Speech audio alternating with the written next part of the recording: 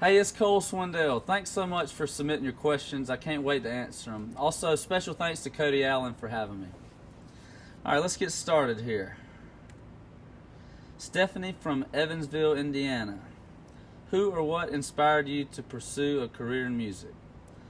Who or what? Well, let's see. I always say that 90s country music is what I fell in love with. So all those artists in the 90s, man, it's when Tim McGraw was getting big and, Chesney was out, George Strait, Tracy Lawrence, just all the 90s artists made me fall in love with it. But then as I got to college, there were other artists like Luke Bryan, Eric Church, and Dierks Bentley that influenced me to want to write songs and actually be on stage and performing. So there's too many to name one person, but yeah, I'd have to say 90s country music, and then those couple of guys when I was in college really got me to Nashville. Robin from Minnesota. What is the writing process like? Well, I do know that. I've started my career started with writing songs. I spent 3 years before I had my record deal writing, so I do know what the writing process is like. And the thing is, it's not the same every day. It's different. It just depends on what you have. Sometimes you walk in with a title. Sometimes you walk in with some lines of stuff you've been writing down. Sometimes it's just a melody, but that's what's cool about it. It never gets old. Every day is something different. Even sometimes you walk in with nothing, and it's just cool to see how it happens. If it just depends. If you have a melody, you work on the lyrics. If you have lyric, you work on your melody, and it just depends on the day and what you're feeling.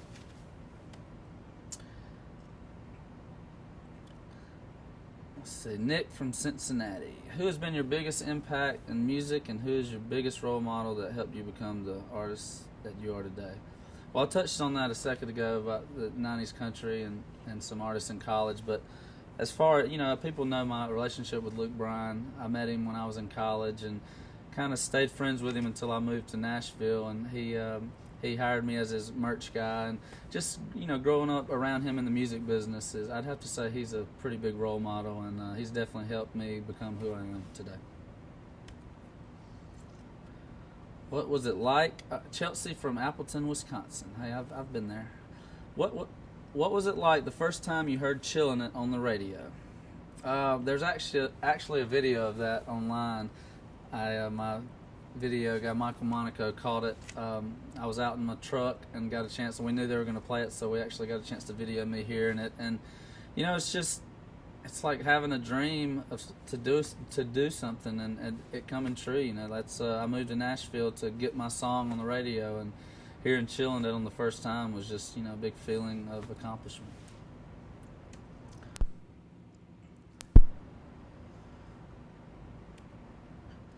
Caitlin from Westbourne, England. Never mind. Lauren from Hiram, Georgia. That's where we're going to go here. I'm a Georgia boy, so. Describe your perfect night. Well, my perfect night right now at this point in my life, I think, is being up on that stage. Every night when I get to come out here to these arenas, I'm out on tour with Luke Bryan and Lee Brice, and to me, a guy that loves music and has always had a dream of doing this, my perfect night is being out on stage and watching you guys rock out and have a good time. That, to me, that is my perfect night. Courtney from Pennsylvania. What is your favorite flavor of ice cream? Come on, Courtney. Can't name that. I don't have a favorite. I like it all. I am a fan of Ben and Jerry's though. I like they've got some pretty crazy flavors. So if you haven't tried that, you should pick some up and try all the flavors. That's my favorite, all of them.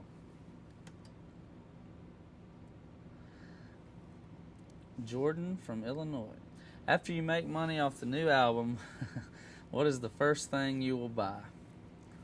Man, I don't know. I'm kind of looking into getting my own place somewhere in Nashville, so that may be something to think about. But I actually know what I'm going to get. I'm going to get LASIK surgery on my eyes. I have bad eyesight, and I'm tired of it. So that may be what I spend that album money on, getting my eyes fixed.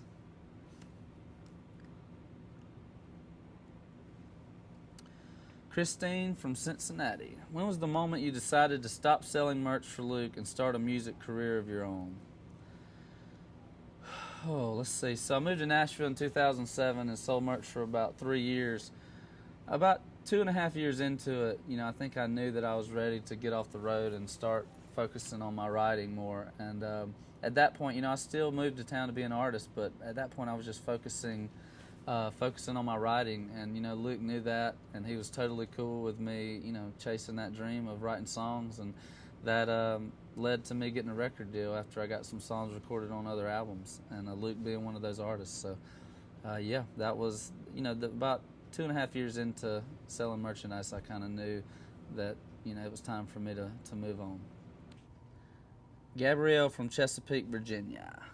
Would you rather watch football or baseball? That's tough. I think I'm a big sports fan. I like watching all of it.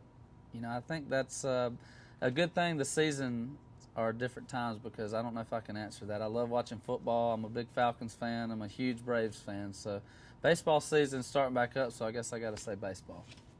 But when football season comes back, I'll say football. Danielle wants to know the hardest part about songwriting. All of it. It's I don't know. I heard somebody say one time it's easy to write a song. It's hard to write a good song, and that's true. And after all, we're sitting in rooms trying to write what we think y'all want to hear, and sometimes it's something that we went through. So, writing it down in words, trying to explain yourself, and keeping it within 3 minutes, and all that. It's all hard, but I think just making it good and making an artist want to cut it as a songwriter is the hardest part. Danielle from Cincinnati, what's your favorite song to perform live? Right now, I think it's Chillin'. It's a lot of fun. Everybody you can see everywhere we go. It's been out long enough now where everybody knows it, so it's really cool to just stop singing and let the crowd sing it. So I'm sure that will change as the singles go on, but right now Chillin' It has gotten me this far, and it's definitely my favorite song to play live. Michelle from Indianapolis, Indiana. What is your favorite home-cooked meal? Man, anything my grandma makes, but home-cooked meal, lately, my favorite, I think, is steak, is a grilled steak, man. That's, I could eat that every night. I think if that's what I had to live on for the rest of my life, I could eat steak and potatoes, maybe a salad. That's not really what you think of when you think home-cooked meal. You think fried chicken and mashed potatoes. I could do that too, but I'm a steak and potato kind of guy. Kate from Pennsylvania. What song are you most excited for your fans to hear? Oh, Kate, all of them. I can't wait for you to get the album and hear all of them, but different ones for different reasons. I'm ready for y'all to hear other things other than Chillin' It, because that's what you know me as right now, as that song. And I can't wait for maybe people to see a different side of me. I can't wait for people to hear the back roads and the back road, just so they can see where I come from and kind of how I grew up.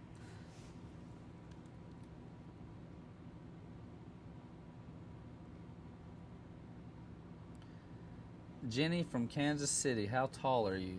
Well, right now, not very. I'm sitting down, but I don't know. I think maybe 5'11", not quite 6 foot. So we'll say 5'11".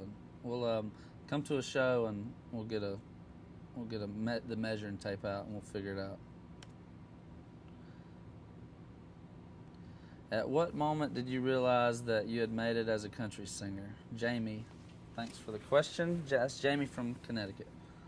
At what moment did you realize that you had made it as a I don't know that I realized it yet. It's all a whirlwind, man. It seems like it's happening so fast, but I've been in Nashville for 6.5 years, and I think just being on this tour or playing Madison Square Garden, everything that's happening for me right now is kind of helping me realize, but I don't know that I've fully wrapped my head around it. This is crazy, and can't thank y'all enough. Jess from Canfield, Ohio. What is the meaning behind Hope You Get Lonely Tonight? Well, I wrote that song with my boys in Florida Georgia Line, Brian and Tyler, and then my producer, Michael Carter. And I think Brian had that title, "Hope You Get Lonely Tonight," and we just thought it would be cool if if you were saying that to a girl. It's kind of it's just about being at home, being alone late at night, and missing. Maybe it's your ex-girlfriend, maybe it's somebody you wish you was your girlfriend, and you're lonely, and you're just kind of, that's your way of telling her you hope she's lonely too, so you don't mind getting out of the house and going to pick her up. David from Pineview, North Carolina. This is I'll take this question and we'll be done. This is a great question. Some artists eventually quit writing their own songs. Do you plan to continue writing yours? That's a great question, man. When I moved to town wanting to be an artist, I always said, I wanted to write songs, but I always, that didn't have to be it. I just wanted to make the best album I could make, and I think to be in this business, as long as some of the greats have, like George Strait, Kenny Chesney, Tim McGraw, they don't write all their own songs. They're putting out great music, and ultimately that's the most important thing to me, is putting out great music. If I love the fact that I just wrote 11 of the 12 songs on my album, and maybe that's my time to write songs, but I don't know that you always have it like that, and I think there's going to be better writers coming up, and younger writers keeping it fresh. So I want to record the best songs. So if that's me writing them, then yes, I will continue recording those. If not, then I'm gonna try to record the best of the best. Thank y'all so much. All right, thank y'all again for submitting all those questions. It was so fun answering them, and also thank you, Cody Allen, for having me, man. It's always a good time.